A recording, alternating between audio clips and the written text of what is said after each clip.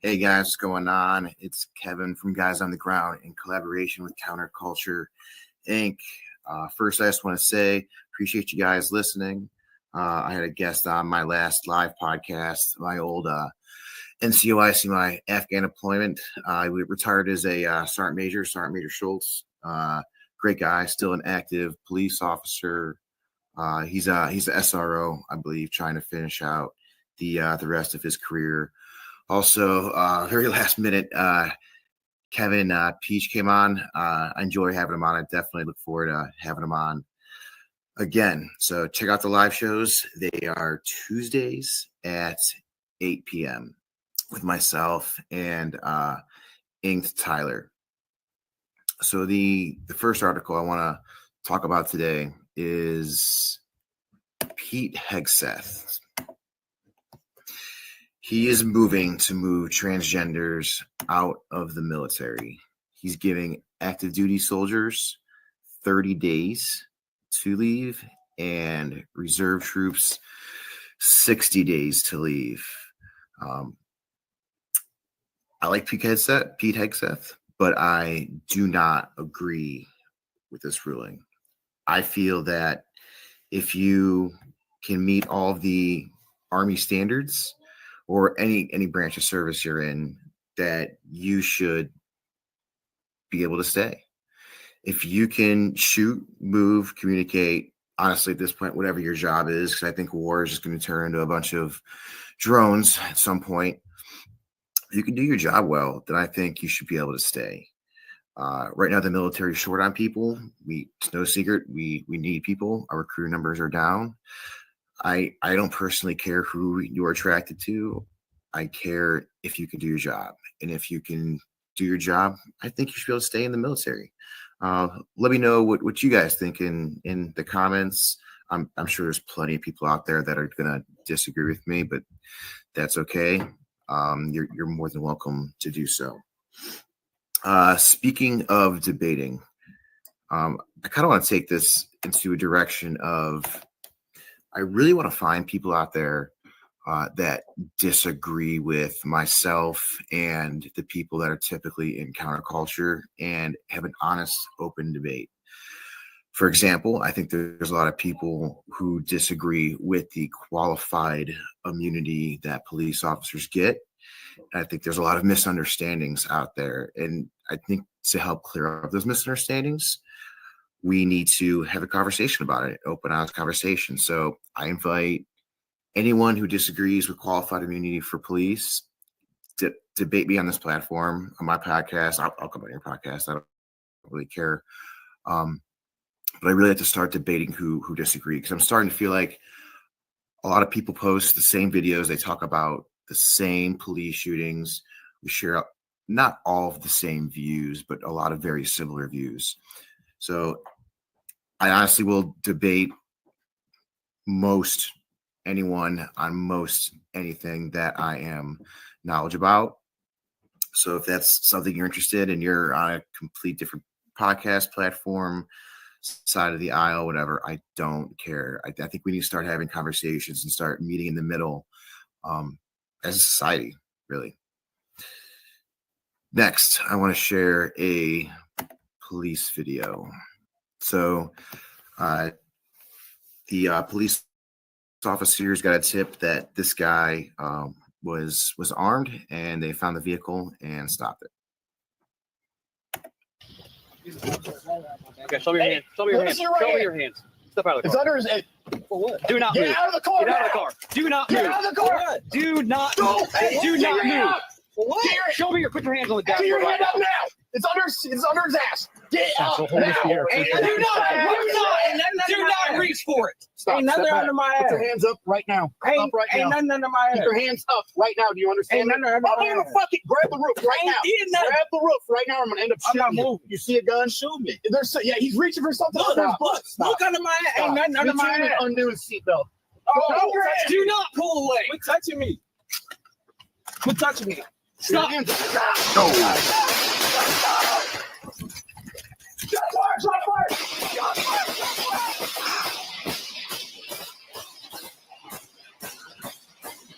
Cool. Officer down. Officer hit. Officer down. Wow. I'm hit, Travis. Hit in the arm. Hit in the arm. Hit in the leg. I think this is the best perspective of the shooting.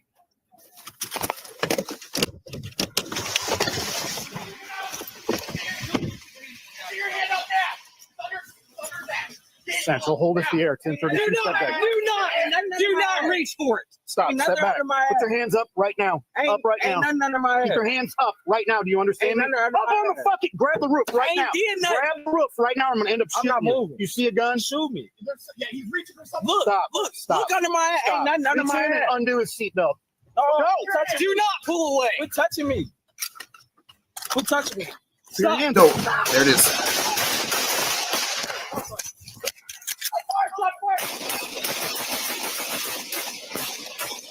Gosh.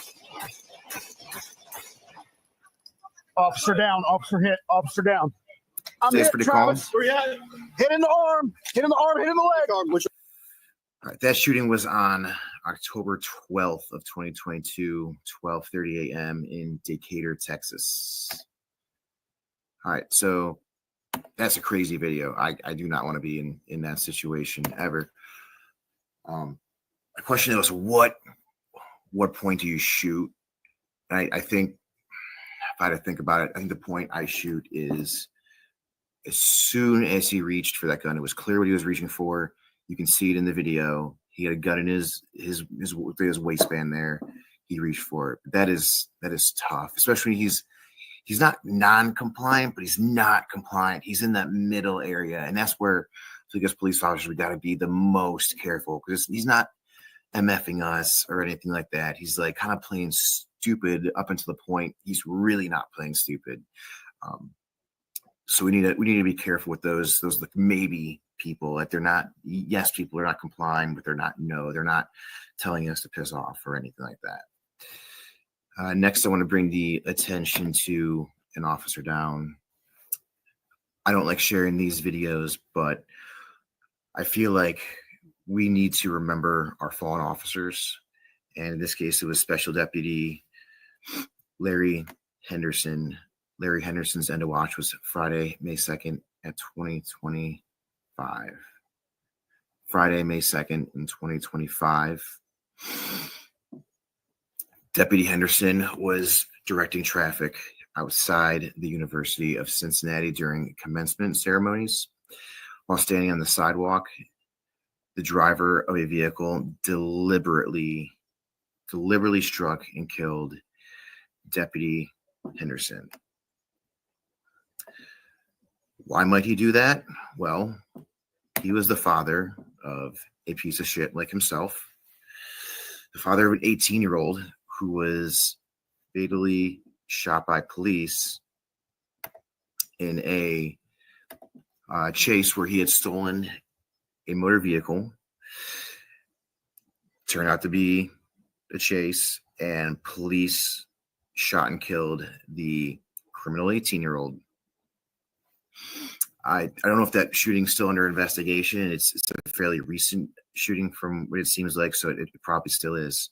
But the driver, piece of shit, Rodney Hinton, 38, intentionally hit Deputy Hamilton while he was just directing traffic on the sidewalk just because he was law enforcement. Horrible human being. Deputy Henderson is survived wife and 5 children. I'm sure it's going to be obviously a very, very difficult time for them, especially a wife of 5 children. So let's send our prayers out to that family. I want to talk about subject control training. Recently at my department, we had a week-long in-service subject control training, and I just wanted to share a few key takeaways from that. I implemented a taser failure protocol.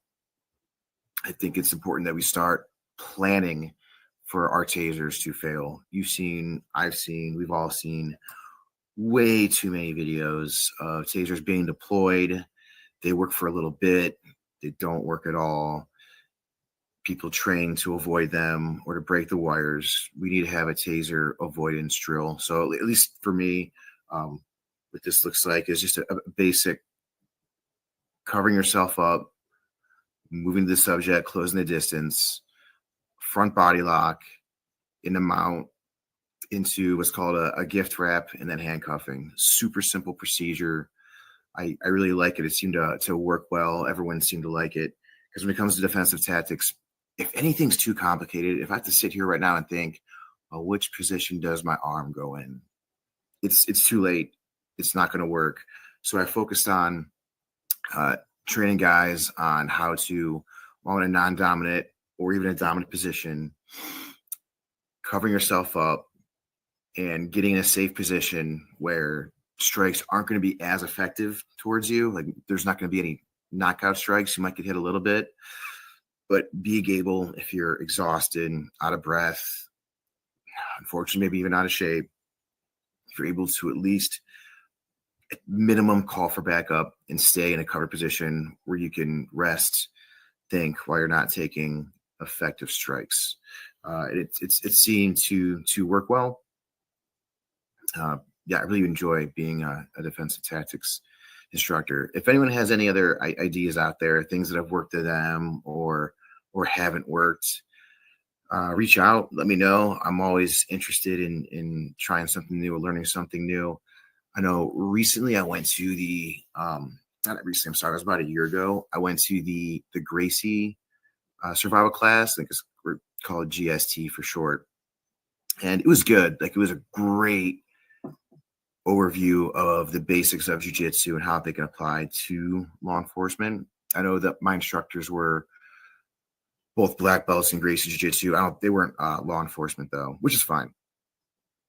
And what they taught was great. And I really enjoyed it. And I would say my jiu-jitsu game improved and I learned quite a bit. However, they were very technical in what they taught. I think we should try and more or less teach concepts than technical moves. Like I said before, if you have to think of where does this hand, where does this arm go, it's too late. But if you have a concept of grab a head and arm lock, hold myself to them, and call for backup, at least it's you have a plan instead of not having a plan at all whatsoever. So if any other DT instructors are out there and want to share anything that may have worked or not worked for them, please feel free to do so. Also, make sure you're a good defensive tactics student. I had quite a few guys who the guys at work know I train, so they love to try and outdo the instructor, outmuscle the instructor, me, as I'm showing a move, and it's like, of course you're gonna get it. I'm just trying to go land you and show you. Then again, maybe that's a bad thing. If I can, which this happened quite a few times, if they can try and outmuscle a move on me, and I could transition to a different move and still take them down or whatever I need to do, maybe it's good that I show them that I'm confident in my skills, and therefore they should be confident in their skills. Yeah, please feel free, reach out, tell me what you guys are doing out there for defensive tactics. There's quite a few other defensive tactics schools out there. I think there's one called EFC. I'm not sure what that stands for, but I had a buddy go to that and said he really liked that a lot. So please hit me up, DM me, comment of which defensive tactics schools are out there, which are better than others, or yeah, let me know. Appreciate you guys listening. Like always, check out our sponsor, Sender Brand. Use promo code GOG for 30% off all of their products. They have great pre-workouts, brain health, vitamins, sleep supplements, veteran-owned business. Yeah, go check them out, senderbrand.com. All right, guys. Thanks again for listening. Check out the live show on Tuesdays at 8 p.m. and stay tuned.